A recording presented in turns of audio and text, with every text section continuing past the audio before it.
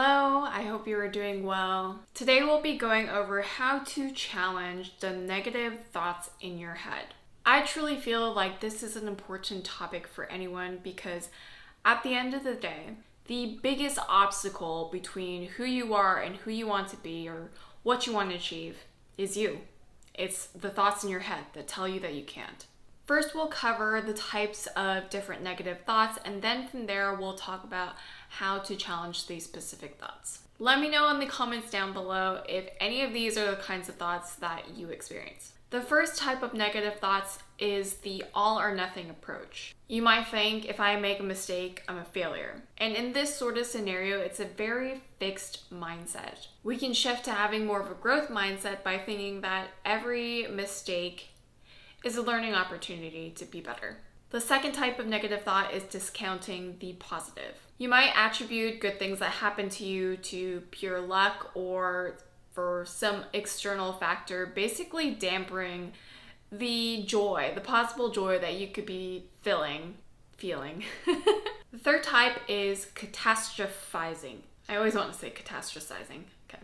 And this is when you think of the worst case scenario for all sort of situations, and this also applies to worst case scenario of what will actually happen and then also how it will make you feel. So maybe you think that you didn't get enough likes on your social media posts because people think you're a loser and they hate you, and this will create a huge damper on your self-esteem. When in actuality, maybe it's just the social media algorithms that aren't putting you, in the spotlight. The fourth type is personalizing. And this is when you think that the other person's behavior is solely based off of you. So maybe your significant other has been kind of short with you throughout the day and you're thinking that they are losing interest in you, that they don't really love you.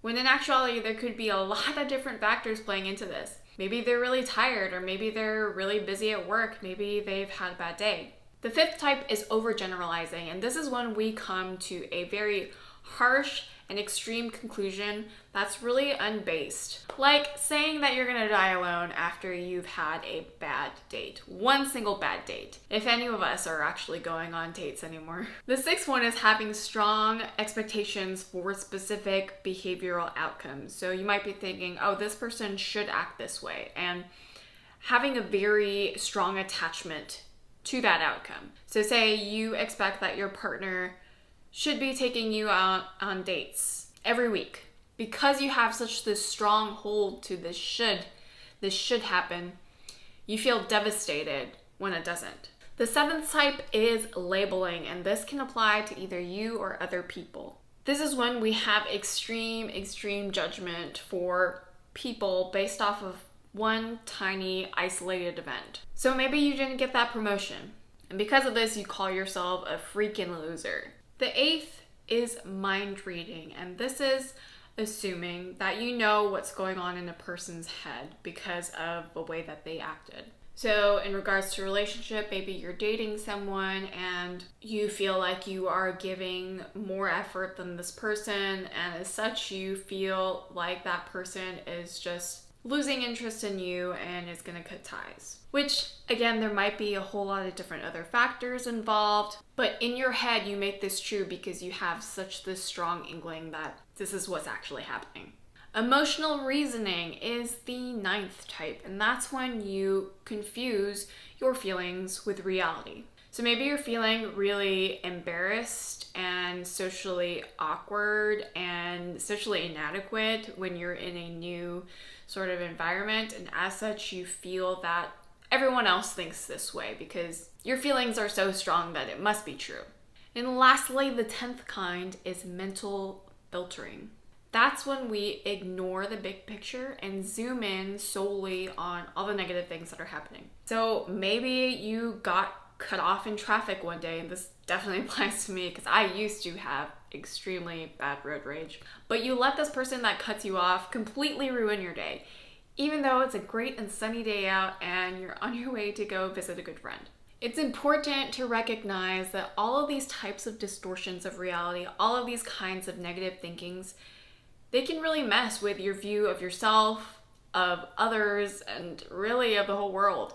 And messing with this view can really cause more suffering than necessary. So how do we address these negative thoughts? First and foremost, as an EQ channel, we need to first recognize the associated emotions with these thoughts and the following outcomes because of these thoughts. So maybe they are further thoughts or further actions. So let's go back to the first example, thinking if I'm a mistake, then I'm a failure. And if I'm a failure, then I will never get anywhere in life and things will be absolutely terrible. See, just saying these thoughts out loud, even though I don't fully believe them, I notice like a dampering of my mood and they make me feel kind of like sulking. So once you recognize what types of thoughts they are and how they affect your emotions and your actions, the first thing you want to do is get a reality check. So ask yourself, what evidence, what solid evidence is there to support these thoughts, to support these claims? So with this example of thinking that I'm a loser because I made a mistake, is there anyone else that thinks this way? Maybe you can reach into your network for supporting evidence or counter evidence in this scenario that you indeed are not a loser.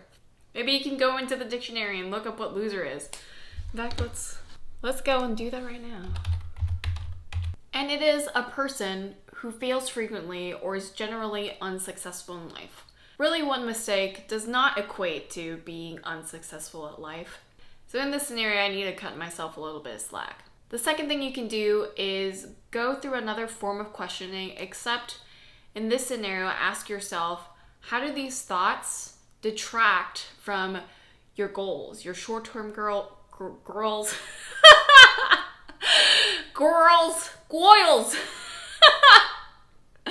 Okay, so me thinking that I'm a loser, I have these goals where I want to achieve things in life. And if I think that I'm a loser, it's gonna give me a mental block. It's gonna hold myself back. And the third thing is you can put things in perspective. We all have our preferences and that's okay. But the important thing is to not have such a strong attachment to the outcome. Because really, what do we have control of in our lives? Total and complete control of. Not a whole lot of things. And when we realize that these shortcomings, these things that don't go our way are great opportunities for growth, for learning to be better, for learning about yourself, we can move forward in a more productive way. So that's this video. Hope you found it helpful. Hit the like and the subscribe with the bell if you aren't already subscribed, if you did like it. If you didn't, then I'm sorry you watched this much. And yeah, hope you guys are enjoying the spring season thus far. So until next time, I'll talk to you later. Bye.